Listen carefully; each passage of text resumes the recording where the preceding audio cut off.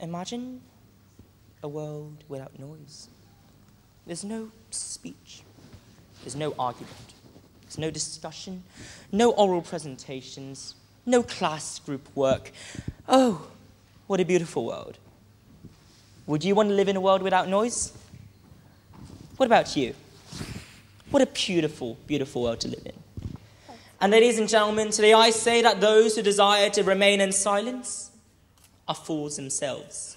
And those who choose to remain silent are those who fool themselves into deceiving that speech is something that they can avoid. And that is why today I'm going to be talking about speech in two very relatively distinct but ultimately linked perspectives.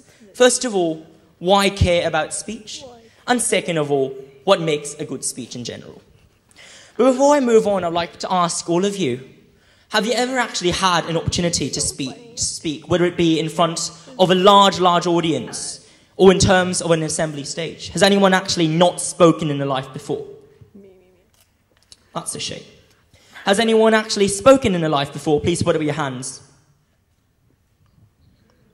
Okay, so I assume that those who haven't put up their hands are stuck in a limbo between not speaking and speaking.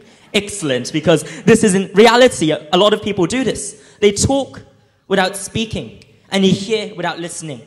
And this is something that Simon and Garfunkel wrote in their song. But back on track. Let's ask ourselves, why exactly do we need to speak in a world? And I'd like to tackle this issue from two perspectives, in terms of society and in terms of the individual. So first of all, I would like to relate quite an interesting story. 26 years ago, in June, in a city so distant yet so far from Hong Kong, in a city that's so related to Hong Kong's Chinese roots, in what is then the capital of one of the most important rising powers in the world, there was a student movement. And together we saw thousands of students congregating in a particular plaza, the Tiananmen Square. And they stood there in solidarity, not because they were told by their mums or principals that they had to speak in front of the tomb, or because they had to congregate in order to fulfill some homework, some CAS hours. No, there was none of that extracurricular task that we now give and sort of direct our people to engage with. Those people were speaking for one very simple dream. They wanted democracy, and they stood for the cleaning of corruption, the end to the red tape, and to put an end to authoritarianism, and to introduce transparency in a then Chinese government. They were those who stood on the night of June 4th in Tiananmen Square. And did they have to enjoy the speech? Were they rewarded by the speech? Not really.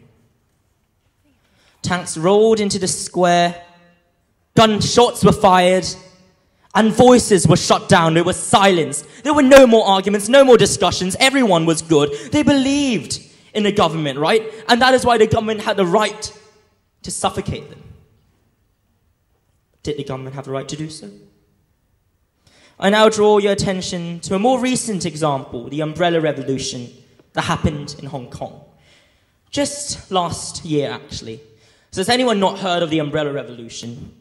Yes, they may know it to be that sort of thing that stopped them from getting to school and made them get up, 1 hour earlier in order for them to get to school. Many of my friends actually told me that they interpreted the Umbrella Revolution as nothing more as a traffic inconvenience. But the Umbrella Revolution was an opportunity for us to speak. And this time we were not only speaking for democracy in general, but that there was a group of students who truly believed that the future lay and lies with the youth, and that is why they stood up and tried to paint a picture of a dream that they believed in. But dreams, unfortunately, get crushed. And in reality, the most interesting point to note is that I personally do not agree with either of the previous movements. But I think this is where we say the importance of speech comes in. Anyone who's read John Stuart Mill would be able to relate a very academic essay of why free speech is important. But I would like to summarize what John Stuart Mill, this philosopher, said in 3 very simple words.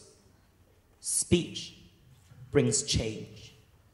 Whether it be in speech in terms of reinforcing the dogmas or the beliefs in our society, or prompting or stirring up further debate, or stimulating discussions and arguments because of views that you don't agree with. Speech is there to propel change and internal reflection. And that is why I say that in terms of society, when John Stuart Mill proposed this idea that free speech is an important value, he does not only say that free speech should be, limited to the pleasant, nice, government-approved speech. John Stuart Mill referred to a marketplace of ideas. And today I tell you that this marketplace has suffered a market failure.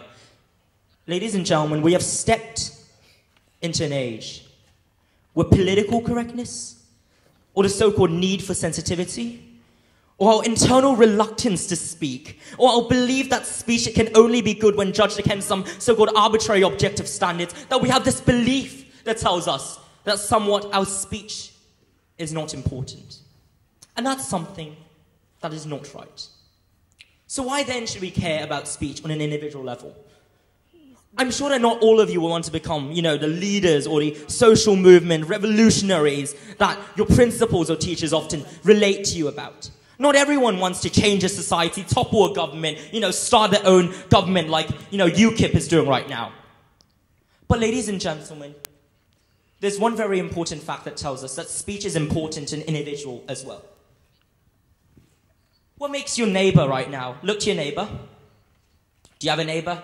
Well, I don't have a neighbor, actually. My house is quite lonely. I sit, my house in the middle of nowhere, and it's quite a sad place. But my neighbor is there for myself. Ladies and gentlemen, look towards your neighbor and ask yourself, how can you tell that they are humans? How can you tell they're not robots? How do they know that they are people? Say hello to each other. Say hello in a very quiet noise or voice. Say hello in an extremely loud voice. That's a chicken reaffirming its so-called existence. It sounds like a chicken hello. But anyway, ladies and gentlemen, we said hello to each other, and that is a way for us to reaffirm the part and the fact that we live as a part of an integrated society. What makes us different from an average, highly intelligent ape or dolphin is that we have a structured system of a diverse range of languages that we can use not only to communicate with each other, not only to prompt reflexive responses, but also for us to take an opportunity and think about who we really are. And language, therefore, I say, and speech, therefore, I say, is the ultimate tool that sculpts our understanding of the world. Speech is not only just something that you need to relay a story. It's not just a way for you to speak on stage right now. Speech is everywhere. Speech happens within you, between you and whomever you would like to talk to, whether it be from there, or from there. Ladies and gentlemen, speech is important, but why do we sort of, run away from it, right? Why do we believe that public speaking is such a horrible ordain, and why do we think that public speaking is something that is only left for those, loners or people who we generally think are quite show-offs or wish to be centers of attention?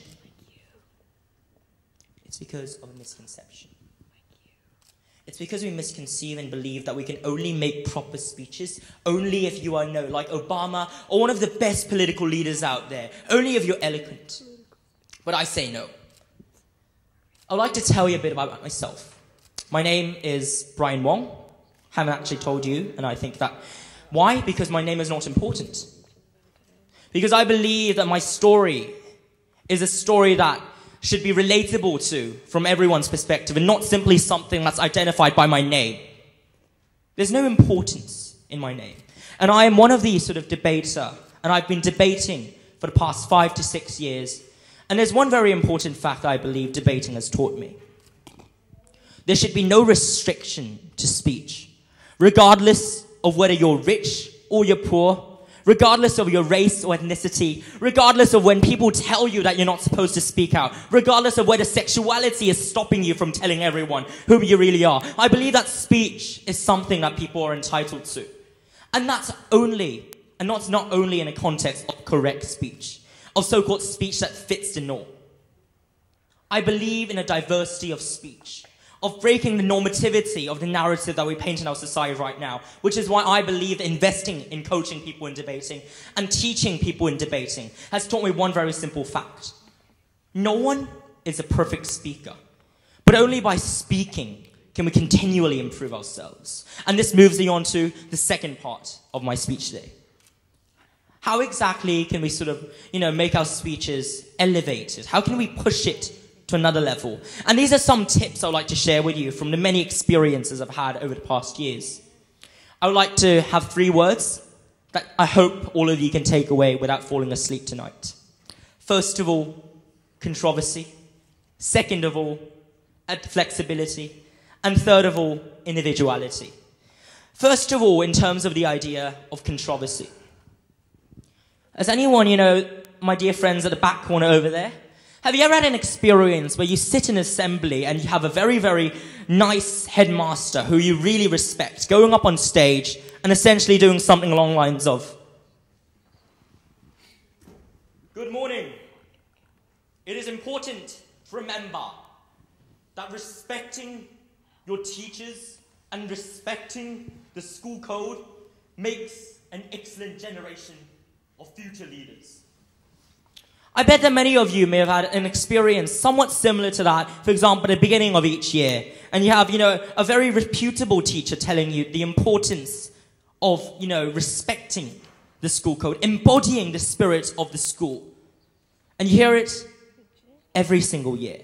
You enter, in high school, you enter year 7, then you move to year 8, year 9, etc. Until the year you graduate, your dear headmaster is still saying the same thing. That the idea of respecting your school code is important. And then when you enter the society, you get people throwing things at you like, teamwork is important, or public speeches are supposed to entertain your audience, or you cannot speak without preparing, you cannot simply do things ad lib. And you get people telling you things, shoving words down your throat, conveying to you what constitutes the right speech or the correct speech. Ladies and gentlemen, I challenge you the next time when you get the opportunity to make a speech to be controversial. Just stop and ask yourself the question, is what I'm saying here right now really what I truly believe in? Or am I just repeating what people tell me to say? Am I being a video recorder? Am I sort of, replaying a speech? I have a dream. I have a dream of equality, of fairness, of freedom. Have you ever considered what these words actually mean? Because controversy comes when we start recontemplating the meaning of the words that we produce every single day. Controversy comes when you try and break down the stereotypes and normalized visions of what your words can mean to you and channel them in a new manner that breaks existing boundaries. But why is controversy good? Why not just live, a happy kumbaya society? We make speeches, people listen, we party together. It's a nice party in the USA with Miley Cyrus. Why not? Because controversy makes people think. Because controversy gets your audience to sit there and ask yourself not only the typical question, when does this speech finish? I mean, dude, this speaker has been speaking for like 1,000 years. He's saying the same thing again and again. Controversy gets people to go there and think, I don't want the speaker to finish. It captures the attention of the audience and ensures that even those playing some kind of frisbee at the back of the hall is currently looking at the stage and ensures that you are constantly engaging with the audience. Controversy is the way for you to break the boundary of you so-called being a speaker and you being the audience. Because in a true public speaking platform, controversy is what interests everyone to constantly probe what they think inside. And this moves me on to my second tip for everyone. Be unprepared. One of the biggest problems with public speaking, and one of the sort of biggest taboos in public speaking, is that you're not supposed to be self-referential. And this is a general tip that carries quite well. You're not supposed to refer to yourself in a speech. So let's break the code, and let's break the norm. Because I'm here to tell you that I was not able, and I did not actually prepare a lot for this speech. But not because I was a lazy person. Okay, maybe a bit because I was a lazy person. But it was mostly because I think that as a public speaker, I have a natural obligation towards you to share with you what I genuinely believe in. Public speech should be no different from a day-to-day conversation. It should not be different in that you should not preserve a so-called superior status to the audience. I'm not here to lecture you. We're here to talk. We're here to interrupt.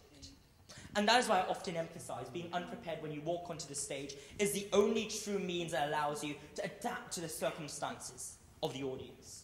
And I always say that when you walk onto a stage, you never know what your audience is like. For a personal anecdote, I was once speaking at a finals in the International World Individual Public Speaker and Debating Tournament in Lithuania last year. I walked into the finals room with a very, very prepared speech. It was talking about basically some extremely important social problem that did not appear so important to the judges who came from other countries.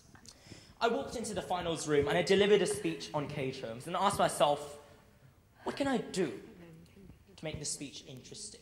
I mean, if I come up here and talk to you about stem cell research right now and give you dozens and dozens of chemical formulae and talk about why stem cells are so unethical, you'd have two responses. Either you would be asleep, or you would be asleep and leaving the hall at the same time. You'll be dragged out. But the reason why we don't like to bore our audience is simple. Because each of our audiences has different preferences, different tastes. You know, speaking to an international audience is a lot more different to speaking to such a well-educated audience that's present here today, to speaking to my own internal school audience, to engaging with my own team's debaters. Different speeches, different public speeches have different audience. So when you walk on stage expecting that every single time your speech has the same type of audience, your speech is doomed. Ladies and gentlemen, which is why I call to you that next time when you walk on a stage, be unprepared. Be ready to respond to what people like or dislike. Be ready to think about whether or not you're actually answering to the fulfillment or the obligation towards the audience, or simply reading off something that's on the script.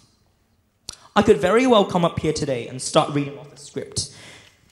Ladies and gentlemen, I've prepared a speech I'd like to read to you right now. I think speech is important. I'm a very good public speaker. Look at me right now. I'm speaking very authentically. I have a great speech to read off. But why am I not doing that? Because I think that everyone here deserves respect. And the respect doesn't only come from the fact that I'm speaking to you, but that I'm speaking with you. And that you do not see people in normal conversations looking at scripts in order to converse with you. Well, maybe you see that with Monk, you see that with House, you don't see that with me. And that's why I believe that next time you walk on a stage as a public speaker, be unconventional and be ready to adapt. And this ties me on to my final point, the idea of individuality. Have a rubber stamp speech. To come up here with a beautiful introduction, carefully thought out, two similes tucked in with a deliberate triple structure packed in there, syntactical parallelism, a beautiful metaphor, expanding upon, how your speech today is going to be like a donut, sweet on the surface and hollow in the center. Very easy. And then your conclusion can be equally brilliant. Stuff in three, ladies and gentlemen. Stuff in a very, very strong sort of, build into a climax, and then you finish. Brilliant. Why not? But if every single speech becomes cookie cut like that, then the world is going to become the world I painted it in the original story.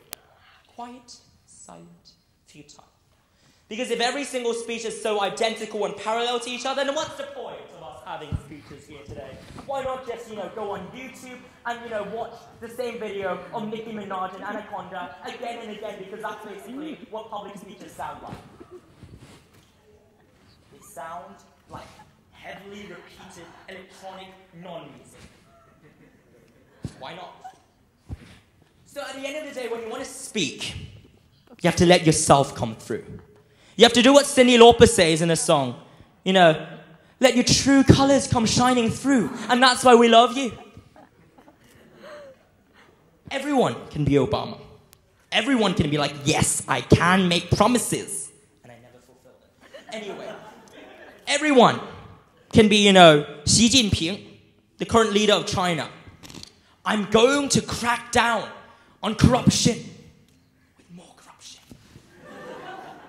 Everyone can be like our dear Mr. C.Y. Leung to come up here and say, I believe in democracy. I believe in holding two different views. My view and my wife's view. But why don't we do that? Because you're not C.Y. Leung, even though you look as nice as him. Because you're not Obama, even though you're maybe as charismatic as him. Because no one on this earth is ever the same thing. I'd much rather think that I'm not the same as anyone else because I would create double the misfortune for the world. Ladies and gentlemen, everyone in the world is different. So when you make a speech, make it your own speech. Don't make it someone else's speech. Don't borrow it from someone. And don't try and repeat what your predecessors have walked yesterday, the day before, the month before, the year before. Because I tell you one thing. Speech makes us human, but humans are those who make speech in the end. Speak for yourself and not for others. Thank you.